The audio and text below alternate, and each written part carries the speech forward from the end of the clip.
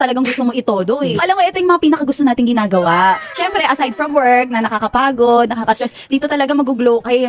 Makikita mo yung kaligayahan. Kahit minsan nakakapagod din talaga siya. Totoo. Kaya ang tanong ko sa'yo, ikaw ba, saan nyo ba madalas ginagawa? Sa loob o sa labas? Kami, depende. Okay, depende talaga siya. Minsan kapag nagkakainit, Nagkakainitan? nagkakainitan ng ulo. Hindi, minsan kapag bigay na bigay. Ay, give na give naman yung pag sexy give na mega. give sa loob.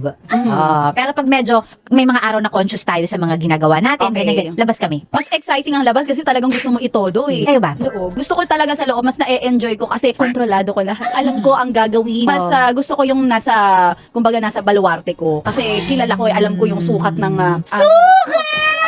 sukat ng kailangan ko. O, diba? Kasi minsan kailangan mo rin yun eh. Pinag-isipan mo, paano siya mapasaya? Paano mo siya mapapaligaya? Mas masaya sila kapag sa loob. Kasi iba pag nasa loob talaga eh, lalo na kapag alam kong dalawa lang kami. At ang pinag-uusapan naman namin ni Sexy Megan ay kung kayo ba, mga yes friend, lalo na sa mga may jowa, may partner, ano ba mas madalas yung ginagawa kung kayo ay nagde-date sa labas o nagde-date sa bahay lang?